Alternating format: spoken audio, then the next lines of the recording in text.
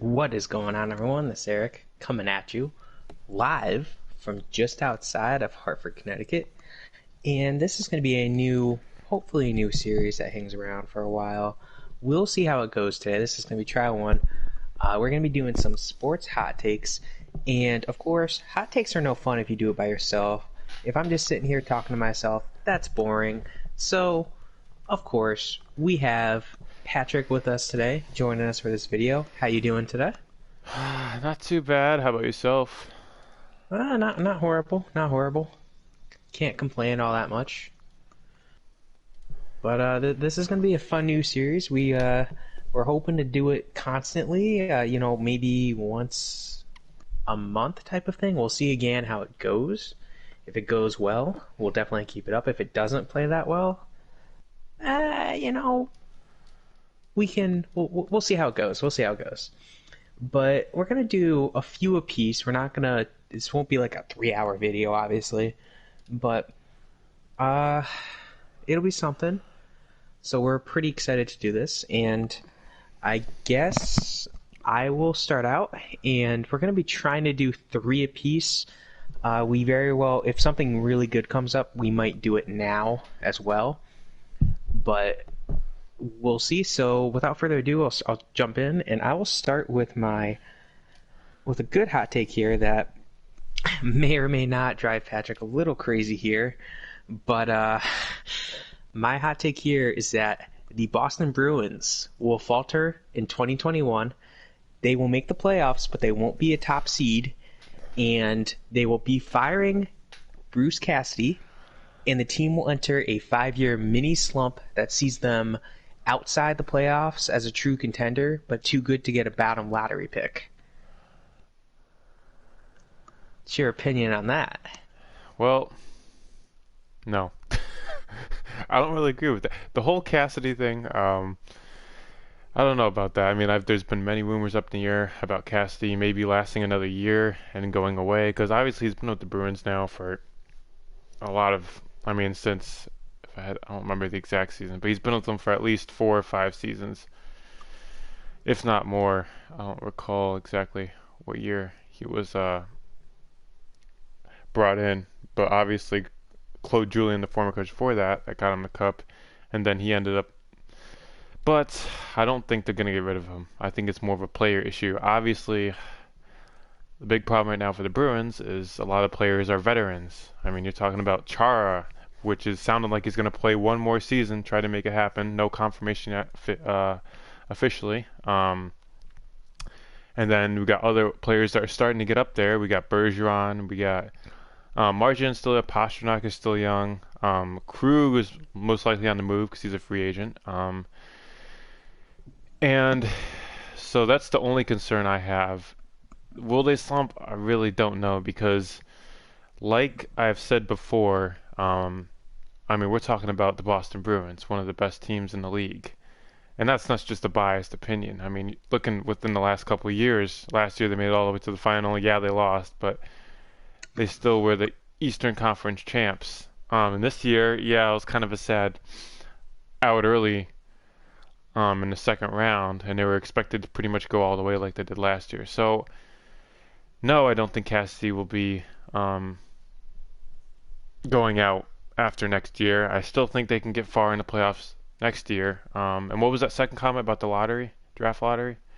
Oh, I just don't think, when I say they're going to enter their mini slump, I don't think that they're going to be bad enough to be a lottery team, like, a top five pick, top 10 pick. I think they'd be picking in the Oh, in the teens, so it'll be like a 7 to 8 seed in the playoffs, or just miss the playoffs, and more likely to not be the 16, 15, 16th pick, because it'll be too good. Because of, like you said, Pasternak is still young and talented, Marjan. But then again, Kasha hasn't looked that hot in Boston. What's his face too that you have? The DeBrusque hasn't looked that high. He's very streaky. And if you lose Krug, Chara's maybe got one more year in him. But who else is there on that blue line that's really anything that isn't some young no-name prospect that nobody knows unless you're a big-time fan right now? I mean, in that comment, I think it's kind of too early to tell something like that. But plus Tuukka Rask. Who's your backup Well, goaltender? Tuukka Rask Oh, is, that's right, Halak, who's a free agent this season. That's true. I predict that Halak's gonna get signed because Rask can guarantee he was retiring. We'll Um, see. because if they don't have Halak, yeah, they might be in some deep trouble there. Um, because as we know, as Bruins fans know, that one frightening game where they put Dan Vladar in and he stopped one out of the five shots and like two, three of them were goals. Um, yeah, that's kind of scary, and he's like the best goalie in Providence. So clearly he's not ready for the Pro Hockey League yet. It's either they get if it's either they sign Halak as the main goalie, or they bring in some other backup goalie from another team. You Um, know who might be available? who? Zane McIntyre. Nobody's gonna want Zane McIntyre, and who knows where the heck Scott Darling is, for God's sakes. But let's hope he got paid off early and during this whole coronavirus, because we don't need that guy Gosh. playing. But yeah, to sum it up, yeah, I mean, I don't believe Castillo will be leaving anytime within the next year or two. I think it's a player thing that they have to figure out. Um, So speaking of players, that brings us to my topic here. And we've talked about this many times, and I know you're probably gonna have a good amount to say about this. But Oh no. my my my topic to talk about happens to do with the Capitals and the Penguins.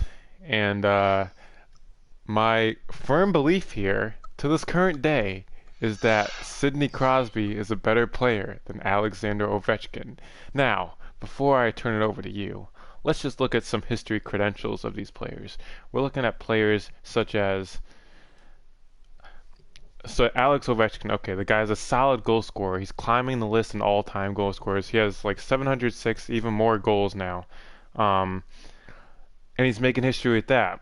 He has one cup, numerous Rocket Richard trophies, much more hardware. But the thing that I think stands out between him and Crosby is a few things. So one thing is obviously there's the obvious there that Crosby has three cups compared to the only one that Ovechkin got in 2018. But also Crosby also has many Rocket Richard trophies. Crosby also has an Olympic gold medal, which I think makes him stand out a lot better as a worldwide player compared to just being in the NHL in general. Um, so now both of these players, there could be a lot of criticism because players like Ovechkin, the only way he's playing good is with the players he's with. And people say everything about Crosby the same way. The only reason Crosby's playing good is with Malkin and Letang and all these other feeders for goal scoring opportunities. But the thing is that I look at the most is the fact that Ovechkin is just a goal scorer. You know, Crosby's up there in not necessarily goals, but assists and total points, and I think that separates him a little more from Ovechkin in terms of who's the current better player. Now, obviously, you know, 5 years down the road, let's say the Caps get another cup or something, or the Caps get, um, you know, continue being a dominant team that they've been the past 2 or 3 seasons. You know, things could change, but right now, that's my take. So, what do you have to say to that? Crosby's better at one thing than Ovechkin, and you know why I know what that is? Two things: getting hurt and being a crybaby. Second biggest crybaby in the league. So, captain concussion is not better than Ovechkin. Now, when you say Olympic gold medal separates Crosby over Ovechkin, fact of the matter is, Team Canada is always stacked. The Russian team is not usually stacked because a lot of these KHL guys don't go to the Olympics. Plus, the past couple years, or at least in the 2018 Olympics, remember they had to play as the unified Russian or the unified team or whatever the heck it was because Russia got in trouble for doping. And recent years, they haven't been allowed to play in the Olympics because the NHL hasn't allowed them to play. Now, there was a whole controversy with Ovechkin who wanted to play. Captain Concussion never said anything about that. So that shows me that Ovechkin's far more passionate than Captain Concussion. Now, when you say Ovechkin is favored by his teammates, that's baloney. And we both know that that's baloney because Crosby has Malkin, the 2004 first overall pick, with him on his line. He's always relied on Malkin. He's not good enough on his own. If you take Malkin off that team, Crosby's stats drop dramatically. You say he has more assists, okay, but find me players that Ovechkin has played with other than Backstrom that are good, elite players, and Kuznetsov too, but I mean, he's got the whole cocaine thing anyway. So, I mean, no. Like, look at all the amazing players. Because correct me if I'm wrong, but Captain Concussion played with MU, right, for a year or two. Yes, he did. That's what I In his thought. first Okay. year, season or two, he played with him. Yep. So it doesn't help that it doesn't help to me. Like, I just don't understand how you can think Crosby is better than Ovechkin. Ovechkin's a better goal scorer. Goals matter. Fact is, physicality matters in hockey as well. Ovechkin fights. Crosby cries and hides behind his line. If you deliver the slightest hit on Crosby, he's going right to the ref and crying about it. So I don't understand how anyone thinks Ovechkin's worse than Crosby. Crosby's always had better teammates. Crosby continues to have better teammates to this day. Captain Concussion is overrated. Is he a Hall of Famer? Yes, but he's overrated. He's not good enough. He's not the great one, okay?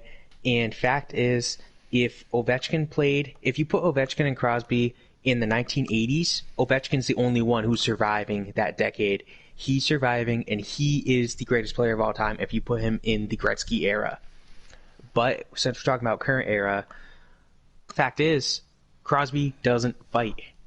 You'll have a massive line brawl between the Flyers and the Penguins, and the one person who's not fighting, the one person who's holding hands or trying to hold hands, is Crosby. You know what he does? He hides. He hides behind Marc-Andre Fleury. He hides behind, Letang. He hides behind whoever's on his team. Talbot. He hides behind any enforcer, anyone who's big enough, and he cries. He goes right to the ump or the ref, and he cries about it. Captain Concussion's not good enough. Is he a good player? Yes. Is he a Hall of Famer? Yes. Is he better than Ovechkin? No. If I had known, I would have done a little more research on this so I could give you more stats if I knew that you were going to choose this one. But Ovechkin has never had the line mates and the talent that Crosby's had. And the one of the 2 years where Ovechkin had the talent with him, TJ Oshie, Kuznetsov, Backstrom, he wins the cup. So if you gave him a defense like Crosby's had through the years with a solid one guy like Letang, if you gave him some elite players like we've seen, it's a totally different ballgame. I think Ovechkin, if you put Ovechkin in Pittsburgh and Crosby in Washington, I'm going to bet Washington has 0 cups and Pittsburgh has 4 or 5. Ovechkin's a better player, he's a goal scorer, and it would be a little awkward seeing him and Malkin play with each other, but I could still see it. I could see it working out, and they've done it in the Olympics. It's interesting. That's all I'm going to say. It's a very interesting debate, but I do think that I'm very, very certain that Ovechkin is better than Crosby. All right.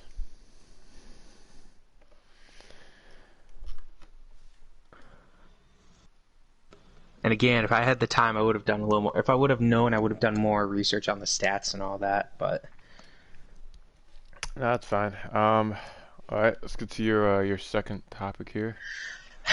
let's go baseball here. And this is going to be this is going to be for 2020. Hot take.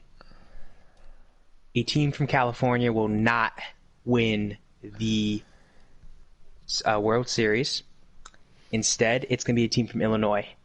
So I'm saying the Dodgers and the Padres, who are both considered front runners for the World Series this year, I'm saying both of them are going to falter, and you're going to see a Chicago team, whether it's the White Sox or the Cubs, win the World Series, and my money would be on the White Sox.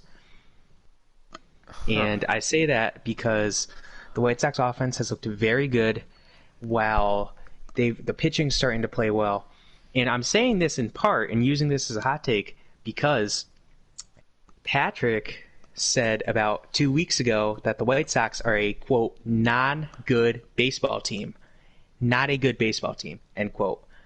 So that's why I'm using this platform to say that, call him out on that. So I'm just curious to hear your response, since the White Sox are, quote, not a good baseball team, end quote, according to you. I mean, it's pretty simple. I mean, yeah, that's exactly what I said, and I completely disagree with what you're saying. I believe Los Angeles would go all the way. Unlike a team from Illinois like the Cubs or the Chicago White Sox. Put it this way, where do you remember last season where exactly the Chicago White Sox finished in the standings? If I had to guess, they finished third in the AL Central above the Royals and the Tigers. But I don't know exactly where that would You're be because right. They the AL finished. They Central is finished third in the garbage. Central. Probably like 21st or 22nd in the league. Right. However, last year, Yoan Moncada had the best BABIP in Major League history since World War One. World War Two, sorry. Post-World War Two, best BABIP. Which is something. Yeah, there's luck involved with BABIP, but... I mean, if I'm looking at, yeah, they're playing good this season, okay. But that doesn't mean overall they've been good the past couple of seasons. You look at a team like you said, wouldn't get far in the playoffs, the Dodgers.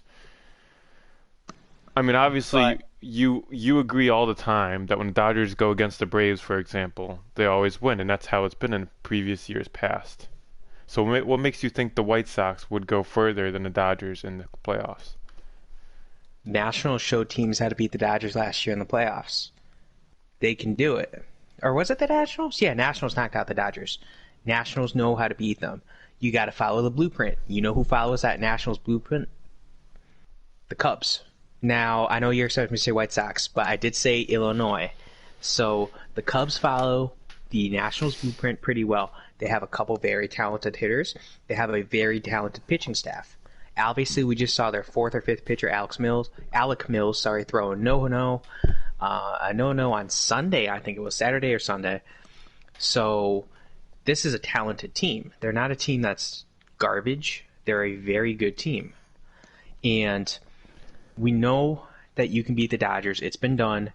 Yes, the Astros did it, but they cheated. Yes, the Red Sox did it, but they cheated. I understand the argument if you're a Dodgers fan that your team was cheated out of 2 World Series. Fact is, I don't see it. I think the team's going to falter and just fall apart with the stress that they're going to be under. They're the heavy World Series favorites. They just clinched a playoff spot tonight. As of today's, the 16th, September 16th. They're the first team to clinch a playoff spot in Major League Baseball this season. And that means something. But at the same time, what's going to happen is they're going to start resting some of their guys. And rest hurts you, especially when the first series, there's no bye. You start a 3-game series, and odds are you're going to be playing that 3-game series in Los Angeles. But, fact is, congratulations, you're playing a 3-game series in LA. But if they're resting all their starters... And the other thing with the Dodgers that scares me is the fact that pitching staff's been hurt consistently. Walker Buehler's on his second stint on the IL this season right now. Obviously, Clayton Kershaw spent time on the IL right off the bat. And, Julio Urias is probably moving to the bullpen, but he hasn't looked that hot either when he's been playing. He hasn't dealt with any injuries, but Dustin May's not talented enough to go far in an actual Major League Baseball game that means something in the playoffs. And then going to the Padres, that pitching staff is a gigantic question mark as well. Obviously, their best pitcher is Chris Paddock. He's currently dealing with I don't remember exactly, I think it's an ankle injury, and that's your best pitcher, and he hasn't been doing that hot either.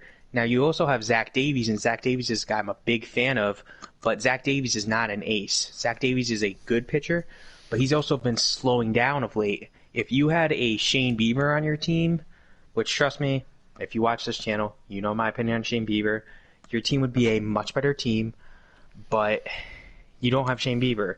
You have Chris Paddock, Zach Davies. I don't trust that 1-2 punch. Plus, since the baseball schedule is how it is, you got to play back-to-back-to-back days. Who's your third pitcher going to be if you're San Diego if you have to play that Game 3?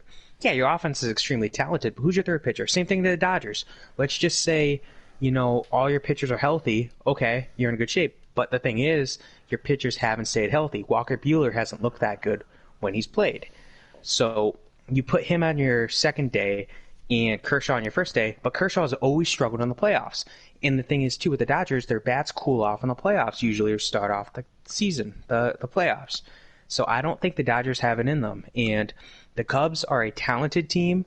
The White Sox are a talented team. I think the White Sox will have a deep run in the AL. They're the only AL team in this group. Angels, we're sorry.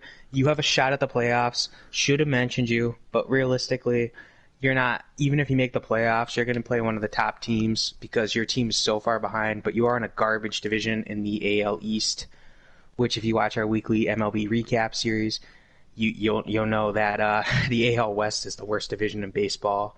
But it's not pretty. If you're an LA fan, or if you're a San Diego fan, you got so much high hopes right now. But as we saw with hockey, with hockey, the heavyweights have all really fallen, excluding Tampa Bay at this point. And Philadelphia had our hopes up, Boston had your hopes up, Colorado really had hopes up, Vegas had hopes up. Those are your heavyweights. Guess what? They all fell by round 3. So that's what I'm getting at. All right. Hype's too high.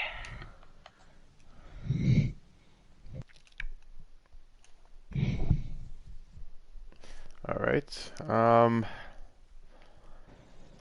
We'll have to see how that one plays out. But like I said, I still defend my side of what I believe, which is kind of a recollection of last year. But we will find out. But obviously, we're on a baseball topic, so I'll bring you up mine. This is from a personal favorite of mine. So here's what I got here. I got the Atlanta Braves finishing the season. As you know, we're coming down the last couple weeks here in the season. They're currently still first in the AL. Oops, sorry. I don't know how I got that confused. I'm looking at the wrong teams. NL East. Yeah, you could say some teams below them have games in hand on them, but I still think they can finish first in the NL East. That will be the third time in a row that they win the NL East, and I think they can go further than just getting knocked out in the first round by a team that they should have had a chance at beating in years past. Cardinals. Shut up. But yeah, and I'm not just saying this because I'm just looking at the standings. I mean, I've been watching all their games highlights. I have the notification on the MLB at Bat app, and I see all these players: Acuna, Albies, Freeman, getting all these really necessary runs. I mean, we both saw this game last week. What was it? The Marlins that they got like 29 runs. Slaughtered the Marlins, yeah. I mean, yeah, the Marlins may have won the 2 games 2 days before that or something, and won the series technically, but that last game they slaughtered them like 29-8 or something. But that's a game I think where they need to save those runs in that case once they get past 20. But I guess you never know. But no, but the team itself was really strong. The last few seasons they've been showing that they're getting better and better and better. Has it shown in the postseason? No, it hasn't the last couple of years because they haven't got past the first round. But I think this year I think it's a special year for them, and I think with, like I said, Albies, Acuna, Freeman, Ozuna has been huge with his solo shots lately. And as long as they're winning the games that they need, even if let's say they don't win the NL East and get that third pennant in a row, I still think they can get far in the playoffs. And yeah, so that's my take there. I noticed that you only named offensive players. Pitching wins championships. I'm sorry, who's your team's pitching staff right now? Because Soroka's out for the year. Tommy Milone, who you just acquired at the trade deadline, has been hurt. He's currently on the injured list. Kyle Wright has looked god-awful this year. One of the worst players in Major League Baseball. Ooh, I mean, who's left? Dallas Keuchel walked in free agency, obviously, last season. I don't know who's the starting pitcher for the Braves at this point. Yeah, Ian Anderson's looked good, but he's a rookie. If you put a rookie as your opening day player, as your star player going into the playoffs, he's going to get shelled. He's going to be nervous. But seriously, who are the other pitchers for the Braves? Starting pitchers: Ian Anderson. Who else? Because I honestly Either don't know. starting pitchers for the Braves. Starting pitchers for the Braves. I mean, did you mention Soroka? Soroka's out for the year though, so Soroka doesn't matter. In terms Soroka's of starting irrelevant. He ones tore his that, Achilles, so he's irrelevant. I mean, in terms of starting pitchers that are currently active, there isn't many. But in Exactly. my opinion, the reason I didn't mention pitchers is because their offense clearly overpowers their defense, and even if they have crappy pitchers, they can easily get the runs that they need. I mean, you've watched so many ball games that they've played in the last 3 weeks that they've been down 7 runs, 8 runs, 5 runs, 3 runs. They immediately tie the game and then just completely batter the defense of the Yankees or the whatever Marlins, whatever you want to say, and they just take the game over. I just think their offense, yeah, is way powerful, even though their defense does lack in pitching. And that was something concerned with the team coming into this season. So, So I just looked. Max Fried's expected to come back on Friday. Cole Hamels is back. Hamels does have playoff experience, but he's also not played this year yet. And Fried's also young. But like I said, pitching wins championships. That's what's turning me off of the Braves this year. Pitching wins championships. And let's match you guys up hypothetically with the LA Dodgers in the first round. It won't happen, but let's just do it, okay? No, all what? right. No. Let's make it more realistic. Let's just say the Braves become they would be the 3 seed right now, so you would match up against the. I gotta pull it up real quick here, but I think it would be the Miami Marlins. And if it's not the Marlins, it's the St. Louis Cardinals. Let's see. You would match up with the. Ooh. You would match up with Cincinnati, which is a matchup I do like for Atlanta.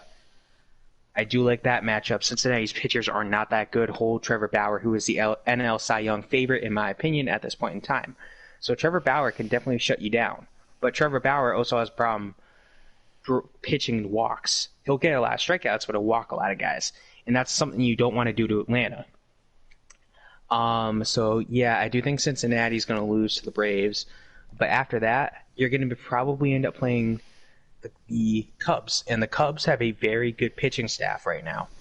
And a very good pitching staff can stop a very good offense. We've seen it year after year after year. The Nationals won the World Series last year behind Strasburg, Scherzer, and Corbin. And, of course, other guys, 2 offensive heroes came into play. But fact is, those 3 pitchers shut down Houston's potent offense. We've seen it year after year after year after year. No, 2008, of course, I'm a Phillies fan. 2008 World Series, guess what happens? Cole Hamels shuts down the Rays' offense. So, it's just pitching wins championships. Offense wins games. Offense is more sexy. I get that. But pitching wins championships. If I start an MLB franchise, I am going with pitching, pitching, pitching. If you tell me right now, we're doing a whole franchise redraft here for baseball. I have the number 5 pick. So just to have a little more fun here, and Acuna and number 3 pick, and Acuna and Trout are gone because those are face of the league and potential future face of the league. I'm going with Shane Bieber as my pick at number 3. I'm saying Shane Bieber is my guy. My second pick, I'm going to go with another pitcher. My third pick, then I'll go my offensive cornerstone. But you can get so much offense around. It's pitching that you need. Pitching's what's going to win you a game. Atlanta does not have the pitching. Will Smith has not been a good acquisition for the Braves this year. He's looked awful. well, we will see. Of course, we will. Okay, so now we go back to the last topic for each of us. We'll start with you. Now, I know you're not the biggest football fan, but we got to do a football one here. And, of course, this video is titled Hot Takes. So, hot take. Tom Brady's a system quarterback, slightly above average system quarterback. This game, Tampa Bay versus New Orleans, proved it. He did not look good at all. 2 touchdowns, 2 interceptions against a weak New Orleans Saints secondary. Hold Marshawn Lattimore. And he just looked lost. He looked done. And here it is. He's supposed to be a great player. He allegedly has weapons that are better than the 2007 Patriots, the team in which he took to a 16-0 regular season record, and they ended up going 18-0 before falling to the Giants in the Super Bowl. Thank goodness for that. So, I mean, what do you want me to say? Tom Brady is an above-average system quarterback. Here we are. Cam Newton stepped up, and his team, with all the guys that the Patriots lost, led them to a victory. And yes, it was against the Dolphins, but you got to remember, there's no preseason. Now, you might counter me and say, there's no preseason, so how could Brady gel with his receivers? He should know Rob Gronkowski. Gronkowski did not look that good. Yes, Mike Evans was hurt. I get that. But fact is, you still have Chris Godwin, an arguable top 5 receiver in the league. Arguable. And Mike Williams with Chris Godwin, you're talking about arguably 2 top 10 receivers, 2 top 15 receivers in the league. You had O.J. Howard and Rob Gronkowski. Those are, again, 2 arguable top 10 to 15 tight ends in the league. I would say more top 15. And then you have Leonard Fournette. You have Ronald Jones. You have LaShawn McCoy, who was washed up at this point. You have those guys in your backfield. And you have a good offensive line. Brady lost with this amazing, talented team. This proves he's a system quarterback. And yes, it's 1 week, but this video is titled Hot Takes. I mean, to be honest, I really can't disagree with that. Yeah, of course, I don't know as much baseball as you. I mean, but the world saw how good Brady was when he was with the Patriots. And even with everybody thinking, yeah, Gronkowski joins them in Tampa Bay, and everybody thinks, oh, they're going to be a perfect duo. Oh, they're going to stay good as they were in New England, even though they lost a bunch of players back there, et cetera, et cetera. It clearly hasn't shown in the week 1. Obviously, we're coming up to week 2 here. And I would say easily if they go after next week, they go 0-3, for example, they're just going to completely put all the fans in complete shock. Well, put it this way. All the hope that was in the Tampa Bay fans when they saw they was coming down here, even though the guy's 43 already. So yeah, I mean, in my opinion, since obviously I don't know a lot about football, this was a hit or miss. And it was going to be dependent on the first couple of games for sure. I didn't see much of Gronkowski at all when he was playing. I know Brady got a few passes, but they kind of sucked. And a team like the Saints shouldn't be too hard to at least put up a game with. Offensively, the Saints are a top 3 unit in the league, but defensively, they're like a bottom half at least. Okay, but so yeah, we'll have to I definitely could agree that he's, like you said, a system quarterback because, or at least so far, I would say that. If let's say they win the next 3 games straight or something, I mean, then I might look over myself and review what I said, but right now it's just not looking good. And the only way it's going to get better is if he plays better. I'm sure you saw that picture of him when he was sitting on the bench there and people made all these memes or whatever about why I came down here and stuff. Oh, I saw that live on the TV, and I knew it was going to become a meme. I was very happy when I saw that picture. He looked all depressed and mad, and I'm fine with it. I don't care for Brady at all. I think you all know that. I don't like Tom Brady. And again, system quarterback. We saw what happened 2008, tears his ACL week 1. Matt Castle steps in, leads that team to I think 11-5 record. And you, as a very, very casual football fan, have absolutely no idea who Matt Castle is. I can all but guarantee that. All right. But it just goes to show you that he got paid because of it. Jimmy Garoppolo, same thing. Jacoby Brissett, same thing. Jacoby Brissett just got benched for an ancient Phillip Rivers. And I think they drafted Eason, too, in the draft. I could be wrong on that. So it goes to show you Brissett's nothing. And I guarantee you, Garoppolo, he didn't look that good this year, or this week. Garoppolo had the 3rd worst throws in the league in week 1. I think he had 11 off throws, they titled it. Pro Football Focus titled it. And yes, I'm an Eagles fan. You can go ahead and say, well, Pro Football Focus said Carson Wentz is the worst. Okay, I get that. But we're not talking about that right now. So Garoppolo again, Brissett, Castle. Let's look at Brian Hoyer too. Hoyer looks good in New England. You put him somewhere else, he stinks. It goes to show you these guys don't do good. It's like the assistant coaches too. Any assistant coach you take from the Patriots and you make a head coach always seems to struggle. Even if you look at this year right now, Joe Judge on the Giants, that team looked awful, especially in the run aspect of the game against the Pittsburgh Steelers Monday night. And what's his name? Matt Patricia in Detroit, that team looked awful, got blown out. Brian Flores in Miami, obviously they lost to the Patriots. And it goes to show you, it's all Belichick. I think the day Belichick retires, the Patriots are done. All right, we'll have to see. I mean, obviously, I was going to say something, but Cam Newton looked like he fit in pretty good so far. Oh, definitely.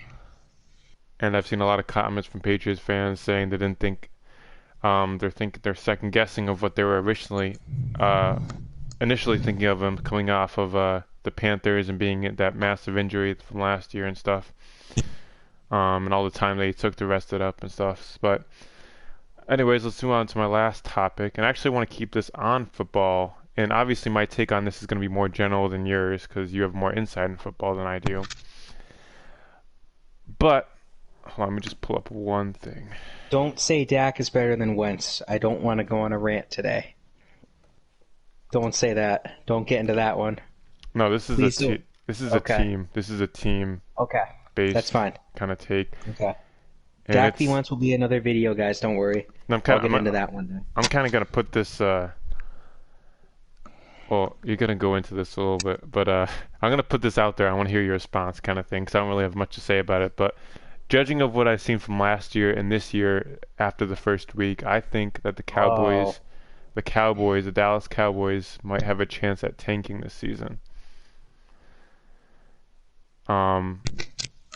Yeah, they only lost by a field goal to the LA Rams in a new stadium this past weekend. But I don't know if you saw. Did you see during the game? Did you watch the game at all? I saw the offensive pass interference call on Michael Gallup. Yes. Yeah. But I mean, there's all these interviews and stuff, and then Prescott came out and said that during COVID he came out and to the public that he was suffering from depression and stuff and not being. To sum it up, I just think that this season is going to be, with the COVID going on and everything, I think it's going to be too overwhelming for him, and I think they're not going to be able to pull off a playoff appearance this year. But I want to hear your take, because obviously you have more insight and you have more knowledge of years past and what it's looked like going forward. Dallas is not going to tank this year. They have too much money invested. Jerry Jones has too much of an ego. Jerry Jones will not let the Cowboys tank, and Dak Prescott won't let the Cowboys tank. Dak Prescott is on the franchise tag this year. It's his 5th year in the league, and he wants to get paid. He wants to be the highest paid quarterback in the league. That's not going to happen because there's nowhere near worth Patrick Mahomes. What is it, $500 million or whatever that it is, 15-year, $500 million. He's nowhere near that. But Dak Prescott wants to get paid. So no matter what happens, Dak Prescott is going to be throwing that ball as much as he can. Now, the Cowboys are going to underachieve this year. They lost to the Rams, but I don't think they're going to be a bad team. I think they're still going to win the NFC East. I think they're going to be the first back-to-back NFC East champions since 2004 when the Eagles did it 4 or 5 years in a row. 4 years in a row. I think it was 2001, 2004. They were NFC East champions. I do think the Cowboys will win the NFC East this year unless Washington pulls something out of a hat and just Dwayne Haskins inaccuracies or something. The Giants they have a lot of problems. The Eagles have injury problems. The Giants need to figure out how to establish the run, and the Washington has a lot of problems in and of itself when it comes to Dwayne Haskins. He needs to figure out how to play this game, and plus losing Darius Geis really hurts Washington as well. I keep wanting to say their former nickname. I'm catching myself. If you hear the re, I do apologize for that. However, for the record, I am at least a good portion Native American. I just want to get that out there if I do end up letting it slip. But I don't think the Cowboys are going to tank because Jerry Jones's and Dak Prescott's egos are too big for that. They're definitely. I don't see them as a Super Bowl contender like a lot of people do, but I do think that they're going to be a team that's going to make the playoffs and basically be a one and done. And they're going to make the playoffs because the NFC East is so bad. And actually, no, I'm sorry, they won't be back-to-back NFC East champions because the Eagles won last year. My mind just went somewhere else there. They won 2016, 2018, and we know what happened in 2014 when they had yet another controversial call with the with the Des Bryant going towards the end zone and allegedly dropping the pass against Green Bay. You can ask Patrick. I rooted for Dallas in that game, but that's a different story. That's basically because of a certain teacher of ours and a certain student in that class that was a complete, you fill in the blank for that word. And so basically, there's just too much riding on it this year. The Cowboys need Dak Prescott. Dak Prescott wants the money, so I don't see them tanking, and they just have too much tied into that offense. Yes, they just lost Blake Jarwin to a torn ACL, but fact of the matter is he wasn't a major piece of that offense. They still have CeeDee Lamb, still have Amari Cooper, still have Ezekiel Elliott. They still have Zach Martin, the best right guard actively in the game right now. They still have La'el Collins, one of the top right tackles. They still have Tyrone Smith, the best left tackle in the game right now. So they still have an elite team. Yes, their left guard's awful. I get that. He had one of the worst weeks of the season, or one of the worst weeks in the football this past week. I get that. And their center retired. I know Travis Frederick retired out of the blue. But the Cowboys' offense is there. Their defense needs some help still, but they have a lot of problems, and they're going to be able to go around those problems. I just don't see the Cowboys tanking because Jerry Jones won't let them. Jerry Jones is not a guy who wants his ego messed with. The very first move he did when he bought the Cowboys is he fired Tom Landry, who's arguably the greatest coach in the history of the league. I say arguably because I don't support that claim. He's definitely a top 5 coach, but that's the very first thing he did. He just called him in his office and said, "You're fired." He didn't give him a chance for anything. He wanted his guy. He wanted Jimmy Johnson. Jimmy Johnson's a puppet. He hires him. And I know you're probably thinking Jimmy Johnson, NASCAR. It's a coincidence. But it goes to show you Jones has such a ego that he won't let it happen. Jerry Jones won't let his team tank. It's my viewpoint, at least, on that. All right. Is there any last topics you want to talk about before we conclude this and look forward to the next one in a week or two? Again, Dak Prescott versus Carson Wentz will be a video topic for another day, whether it's its own video or including a hot take. We'll get to that at some point. Again, if that's one you want to hear, definitely stay tuned. Follow us on Twitter. I will update you guys on that one because that's one where I will be defending Carson Wentz, obviously. I might have to take you up on that offer with Crosby versus Ovechkin, and I might do some more research. So for the next hot take video, we can go into revisit that one. We can always revisit these as well. So yeah, of course, we could always revisit them as solo videos after we have more stats and stuff, and then, have one topic on a video that's 15, 20 minutes long. Because one thing I don't want to do is I don't want to text you or talk to you beforehand and say, "Hey, this is what I'm going to do," because I want to get your live reaction from the hot take. I want to get you right there, put you on the spot, and hear what you say. Right. And of course, this subject change. It's our first time doing this video, so we just want to see how we like it. If we don't like it, we'll change up the format. But definitely an interesting video topic. I didn't really have anything else to add other than just mention those couple things. Did you have anything else that you wanted to add to anything that we discussed today? Not really. Not really, but of course I have topics in mind for future videos. So it's exciting. All right. Thank you for joining me here today on the channel. I know we'll be seeing you soon. Hopefully, we do have a video idea planned for possibly Friday, depending on how things go tomorrow. If not Friday, it will be Sunday. Definitely Sunday. Those damn Islanders. So, yeah, definitely looking forward to that. But thank you again for joining me.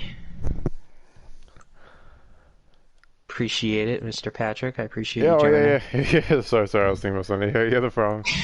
Thanks for having me. Yeah.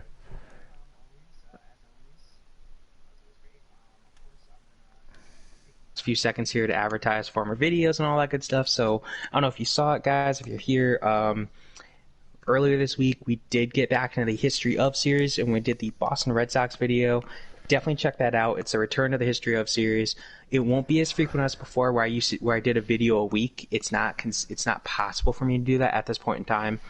If my other job, if I end up having to take some time off for, unforeseen things coming in the future that may or may not be occurring in the month of October with a second spike, as we guys all know, I may have to take some time off for that. I barely made it through this first one. I didn't necessarily want to work in the first one, but I kind of just dealt with it and I continued to go through. But I have more money this time, so I might take some time off. Even if it's just a month, if I do that, I'll do a lot of research for you guys. And I finally got my printer working again. So what I can do is I can start printing out the scripts so I don't have to handwrite them, so it'll be a little quicker. So I'm looking forward to that. Again, I do have a set schedule to go, and it'll be fun. I also have that rants thing that's going to be going out soon. I may or may not invite Patrick to join me for a couple of those videos if he's interested in that on teams we both don't like. I'll talk to him more about that in the future. And I might try to do my first rant video tomorrow, Thursday. If not, I'll try to do it Friday so you can at least see what I'm doing. I did one on the Marlins already, but I'll do more. It'll be more structured than that, where I was just trashing the Marlins for the COVID thing. But other than that, yep. Again, we're doing a lot of trade breakdowns right now. I'm trying to get the ones that have active players still on their teams done now, because I don't want to start incorporating the 2020 WAR stat. I rely on the WAR stat for trade breakdowns in baseball. So it's going to be exciting. Once we're through baseball season, once I'm through all those, I'm going to start incorporating more football and hockey trade breakdowns. And I might be trying to talk to Patrick about some hockey ones, if he's interested in that kind of stuff, of course. But yeah, that's basically all we got coming for the channel at this point in time. So I hope you guys enjoyed this video. Again, this is Hot Takes Part 1. Part 2, etc. probably will be quicker videos. We kind of, we're having more fun. We're probably going to try to have more structure in the future videos. We might put timers on, and we might be like, all right, we can only discuss this topic for 5-10 minutes, something like that, just so we don't go on and on and on for an hour and a half, 2 hours, 3 hours. But again, if you guys like this, definitely make sure to leave a comment, leave a like. If you aren't subscribed, definitely make sure to subscribe. We always appreciate it. Anything that you comment, we do get back to you. At the very least, we'll give you a like at this point in time. But yeah, again, thank you for joining us, everybody. Sarek,